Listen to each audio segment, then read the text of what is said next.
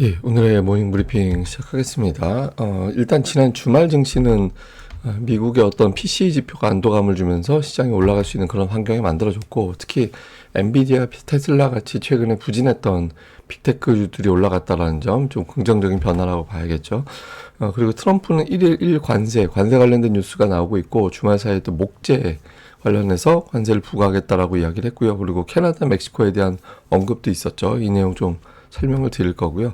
주말에 한국 관련된 지표는 나쁘지는 않았습니다. MSCI 한국 지수가 우리나라 종가보다는 조금 덜 빠졌고, 야간 선물은 플러스가 났기 때문에 만약에 오늘 증시가 열렸다면 상승하는 그런 흐름이 나왔겠죠. 일단 외부 분위기는 그렇게 나쁘진 않았다, 이렇게 보면 되겠는데, 우선 주말 미증시의 특징은 막판에 올라갔다. 그리고 상승 종목 S&P 500 지수 중에서 상승 종목 수가 무려 441개였거든요. 그래서 특징적인 어떤 몇몇 종목이 주도한 게 아니라 전반적으로 올라갔다라는 거는 아마 그동안에 이제 큰 폭으로 빠졌던 거 직전에, 그리고 윈도우 드레싱 마지막 거래일이었잖아요. 그래서 윈도우 드레싱이 어느 정도 가세가 되면서 시장이 막판에 좀 크게 올라갔던 걸로 보여집니다. 그래서 어쨌든 증시 자체가 올라갔다라는 점은 다행스러운 대목이고, 그렇게 올라갈 수 있는 기본적인 환경은 물가 안도감. 최근에 미국에서 나오는 지표가 대부분 안 좋았잖아요. CPI, PPI, 그 다음에 소매 판매, 소비자 심리 지수 등등의 어떤 지표들이 일제히 안 좋았기 때문에, 만약에 이 PC 지표라는 거는 연준에서 가장 중요하게 본다라는 물가 지표죠. 그러니까 연준에서 FOMC 끝나고 나면 자신들이 어떤 경제 예측을 하잖아요. 근데 그 경제 예측 안에 들어가는 물가 지표가 CPI나 PPI가 아니라 PC예요. 그래서 이 지표가 가장 중요한 물가 지표인데, 이게 예상치에 부합하게 나왔죠. 그래서 이 정도라면 현재 경제 상황을 고려해 볼 때 올해 금리를 한 두 번 내릴지도 모르겠다. 또 이런 어떤 분위기가 만들어졌고, 금리를 내린다면 걱정하는 경기 침체까지 가지 않을 수도 있다. 뭐 이런 식으로 또 해석이 되고, 이런 점이 증시가 올라갈 수 있는 기반을 만들어줬고요. 그리고 조금 시장에서 주목받은 거는 미국의 무역 적자가 갑자기 커졌어요. 그리고 미국의 최근의 지표를 바탕으로 현재 경제 성장률이 얼마나 될까 이걸 따져보는 게 GDP 나우인데, GDP 나우에서 내용을 이제 항목을 보니까 순수출이 갑자기 나빠진 거. 그러니까 무역 적자가 한마디로 많이 났다는 얘기예요. 그러니까 무역 적자가 갑자기 커진 게 미국의 성장 전망치를 뚝 떨어뜨리는 그런 이유로 작동을 했거든요. 그래서 왜 이렇게 이게 떨어졌나 봤더니, 이 사람들이 그 관세 하도 트럼프가 그래 되니까 이 업자들이 물건을 엄청나게 미리 수입을 해버린 거예요. 뭐 어마어마하게 수입을 했다라는 거죠. 그러니까 미국인들의 관세에 대한 스트레스라고 해야 되나? 그러니까 이런 우려? 이런 게 엄청나게 크다라는 거죠. 그래서 이 수치 때문에 GDP 나우가 떨어질 정도로 미국 사람들이 관세에 대해서 의식을 많이 하게 됐다. 그래서 어쨌든 성장 전망치가 뚝 떨어지고 물가는 예상치대로 나오다 보니까 6월에 금리를 내릴 확률이 75%까지. 그러니까 지금 확률만 놓고, 이거 확률은 사실 게 의미 있는 건 아닌데 직전의 환경이 중요한 거지.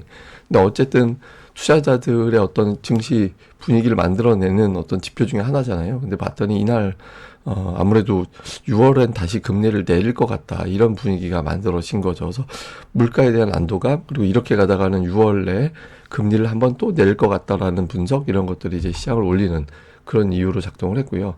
그리고 관세 관련된 뉴스로는 트럼프가 이제 목재에 대해서 25% 관세를 부과한다라고 하는데, 한국산 싱크대도 직접 대상이 될 수 있다, 이런 분석이 나왔죠. 근데 이게 살펴보면 별로 이렇게 큰 의미가 없는 게, 우리나라의 싱크대 대미 수출액이 지난달에 그 12억밖에 안 됐대요. 그리고 목재 관련해서는 전체 수출 비중에서 0.05%인가? 뭐 그 정도밖에 안 되기 때문에 저 뉴스는 그렇게 크게 영향을 줄 만한 사안은 아니죠. 근데 다만 뭐 목재에 부과한다 이 자체가 별거 아니다라는 게 아니라, 향후에 계속해서 이제 뭔가 품목을 늘리기 시작하고 있다. 그래서 우리나라가 직접적으로 타격을 받는 게 어느 순간에는 순서가 올 것이다, 이런 걱정이 되는 거죠. 그리고 이제 더 중요한 건 이번 주에 캐나다와 멕시코에 대해서 관세를 부과하는 일정이 되는 건데, 주말에 베센트 장관이 캐나다, 멕시코가 대중국 관세에 블록을 만든다면, 이제 멕시코에서 그런 아이디어를 줬다고 하죠. 우리가 미국에서 이제 중국에 대한 관세 부과를 몇 퍼센트 할 거야, 이렇게 결정을 하면 우리도 그대로 따라서 중국에 대한 관세를 부과하겠다. 그러니까 이런 제안을 하니까 미국 측에서 베센트 장관이 좋은 아이디어라고 캐나다도 동참을 하면 관세를 안 물 수도 있다고 이런 발언을 했다라고 하잖아요. 이 주말에 이제 이런 뉴스가 나왔고 오늘 이제 상무장관은 캐나다, 멕시코에 대해서 25% 관세를 예정대로 4일부터 부과할 거다. 그런데 관세율은 조정이 될 수도 있다. 그러니까 뭐 조치에 따라서 조정이 될 수도 있다라고 언급을 했죠. 그래서 지금 제가 보기에는 시나리오가 여러 가지가 있는데 1번은 그냥 진짜 25% 관세, 중국에 대한 10% 관세 이렇게 추가하는 거 그대로 강행이 되는 거 1번 시나리오. 2번 시나리오는 두 나라에 대해서 25% 관세를 부과했다가 갑자기 확 줄이는 거. 2번 시나리오. 3번 시나리오는 이제 관세 자체를 뚝 떨어뜨리거나 안 하거나 또 미루거나 아니면 일단 5%나 10% 이런 시나리오. 이렇게 볼 건데 초강수로 그냥 확 부과가 되면서 쭉 가는 시나리오는 현실적으로는 확률이 미국에도 타격이 크기 때문에 낮을 것 같고 2번 아니면 이제 3번이 되지 않을까 일단은 이렇게 예상은 되고 있습니다. 그 뒤에 이제 뉴스들을 좀 살펴보면 우리나라 수출이 좀 애매하게 나온 거, 이게 이제 반도체 수출이 마이너스 난 거에 대해서 이슈가 많이 됐죠. 근데 반도체도 보면 수량에 대한 문제냐 가격에 대한 문제냐 이게 되게 중요한데. 가격에 대한 문제가 더 많이 제기가 된 것 같아요. 보시면 뭐 DDR이라든가 아니면 이제 낸드 가격을 보면 이게 뚝 떨어지면서 이게 마이너스로 돌아섰겠구나. 이렇게 되면 뭐 제품을 어지간히 많이 밀어내지 않는다라면 수출에 대한 어떤 량 자체는 떨어질 수밖에 없는, 수출 금액 자체는 떨어질 수밖에 없는 그런 상황이 되는 거잖아요. 그래서 반도체 가격에 대한 어떤 논란 이것 때문에 반도체 판매 자체가 좀 수출 자체가 좀 타격을 받았다라는 점이기 때문에 이거는 이제 반도체 주가에는 투자자들에게 일부 좀 반응하게 만드는 그런 요인이 될 수는 있죠. 다만 이제 최근에 반도체 가격이 하반기 이후엔 더 날 것 같다라는 분위기가 만들어지고 있어서 오히려 지금이 바닥이야 이런 주장들도 나올 수 있습니다. 그래서 일단 초반에 개장하고 나서 이제 봐야 되는 대목인데 이 뉴스는 좀 주목을 해봐야 될 것 같고 그 다음에 코인 가격이 또 급등을 했죠. 트럼프가 가상자산 비축을 해야 된다. 이제 전략적으로 미국의 전략자산 중에 하나로 포함시켜야 된다. 이런 발언을 하면서 올라갔는데 저는 이 뉴스를 보면서 무슨 느낌을 받았냐면 트럼프가 금융시장 흔들리는 거를 의식하기 시작했다. 이 가상자산 같은 것도 마찬가지고 주식도 마찬가지고 트럼프가 어떤 투자자들의 자산에 대해서는 자산 가격 떨어지는 것에 대해서는 신경을 많이 쓴다라는 게 지난 1기 때부터 알려져 있었잖아요. 그래서 이번에도 이걸 또 신경 쓰고 있구나라는 거를 다시 한번 입증시켜줬다라고 보여지거든요. 그래서 아마 이 미국은 전통적으로 소비가 강할 수밖에 없잖아요. 근데 그 소비가 늘어나기 위해서는 일자리가 어느 정도 유지가 돼야 되고 또 하나는 뭐냐면 보유하고 있는 자산, 부동산 자산 플러스 금융 자산 이런 것들이 계속 올라가 줘야 돼요. 그래서 그걸 바탕으로 소비를 돌려야 되거든요. 그래서 주식이 빠지거나 이제 코인이 너무 빠져버리면 뭐 예를 들어 코인은 빠지고 주식이 엄청나게 올라가면 커버가 되지만 둘 다 빠져버리면 소비 여력이 줄어들게 되니까 정치권에서 굉장히 잘못하는 걸로 돼버리는 게 되죠. 근데 이제 아마 트럼프가 좀 흔들기만 주로 집중을 많이 했었는데 지금 이제 조금씩 의식하기 시작한 게 아니냐 이런 신호로 약간의 신호로 해석이 되는 측면도 있는 것 같습니다. 자, 오늘 우리 증시가 열리지 않지만 저는 대만을 주목해야 된다라고 생각을 하거든요. 대만의 이후 행보. 왜냐면 이제 최근 동안에 대만 주식시장의 움직임입니다. 그러니까 대략적으로 7거래일 동안에 이틀 오르고 닷새 빠졌잖아요. 우리나라 증시도 최근에 7거래일 보면 이틀 오르고 닷새 빠지고 이 정도 비율이었거든요. 그러니까 외국인 투자자들이 아시아 증시 특히 한국과 대만을 좀 비슷한 시각으로 보는 측면도 있기 때문에 늘 똑같은 건 아니지만 그래서 대만하고 우리하고 그냥 일종의 1+1으로 같이 움직이는 현상이 최근에 나오고 있다. 물론 매일 데일리로 똑같을 수는 없어요.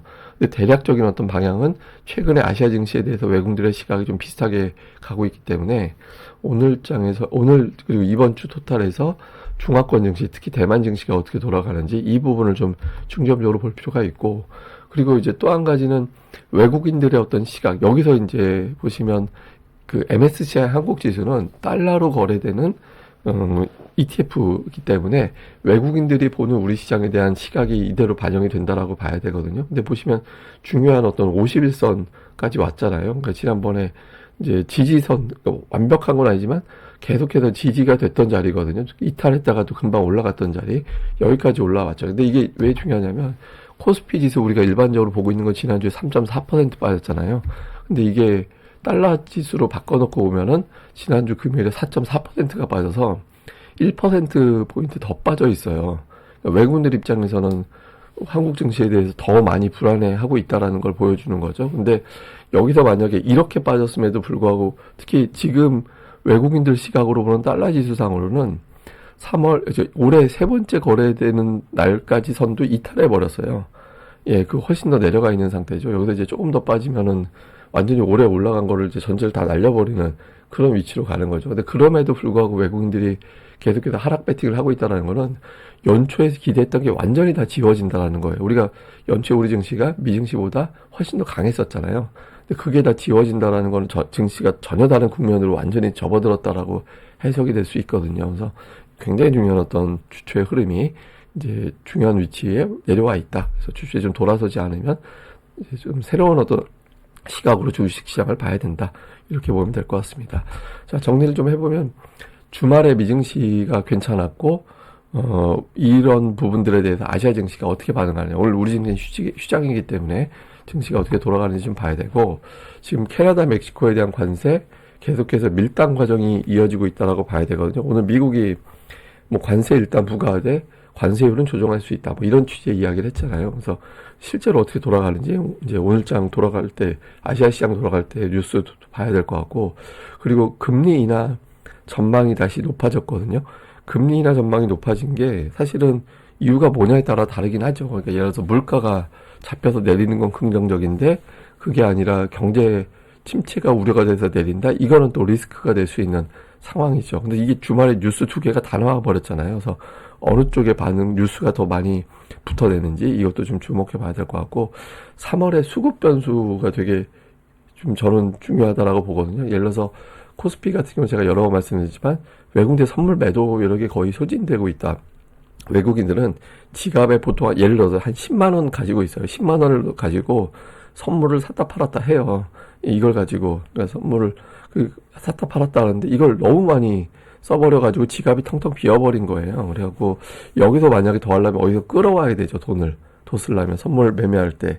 근데 더 끌어올 정도면은 이거는 어지간한 확신이 있지 않고서는 더 끌어오기가 쉽지 않거든요. 근데 그럼에도 불구하고 더 끌어와서 쓴다? 그러면 굉장히 안 좋은 또는 너무 좋은 또는 너무 안 좋은 반대쪽 방향이라면 그런 이슈가 있다라고 해석이 될 수 있기 때문에 이 부분에서 외국인의 선물 동향이 어떻게 바뀌는지를 좀 봐야 되고 또 하나는 신용인데 코스닥의 신용과 코스닥 지수 자체를 비교를 좀 해보면 지금의 신용 규모 자체가 절대적으로 많다라고 보기는 어려워요. 한참 때보다 따져보면 줄어들었으니까. 근데 지수하고 같이 비례해서 보면 지금의 지수대에서의 신용잔고율은 그렇게 낮다라고 보기는 어렵거든요. 그리고 보통 우리가 이제 신용잔고율의 변화를 볼 때 한 15% 정도의 변화, 저점 대비 15% 늘거나 고점 대비 15% 빠지거나 가장 정확하게 보려면 20%가 제일 확실한데 조금 짧게 보면 한 15% 정도 그 정도 늘거나 줄면은 신용에 대해서는 신경을 좀 써야 된다. 이렇게 보통 평가를 하거든요. 근데 저점 대비 신용이 지금 그 정도 올라왔어요. 그 정도 올라와서 개별적으로 뭐 시장 전체의 어떤 거보다는 두 가지 측면. 하나는 여기서 이제 만약에 코스닥이 더 빠져버리면 신용이 터지기 시작한다. 신용이 털리는 장세로 바뀌게 된다. 이렇게 될 수 있고 또 하나는 뭐냐면 신용 잔고율이 높은 종목군들은 조금 조심하자. 그러니까 보통 잔고율이 굉장히 위험하다라고 평가하는 게 7% 전체 거래 상장에서 7% 정도 비율되는 주식수가 신용으로 잡혀있다. 이래버리면 그 종목은 좀 위험하다라고 봐야 되거든요. 그래서 종목 선정할 때 물론 이제 신용이 늘어난다고 해서 그때부터 7% 넘어간다 무조건 빠지는 건 아니에요. 근데 7% 넘는 종목이 갑자기 빠지기 시작한다. 이래버리면 이제 조심해야 되는 거죠. 그래서 종목들별로는 신용 잔고율 체크하면서 그런 종목군들은 조금 조심할 준비를 해야 된다. 뭐 이 정도로 보시면 될 것 같습니다. 예, 그럼 오늘 하루 또 잘 보내시고요. 저는 다음에 뵙겠습니다.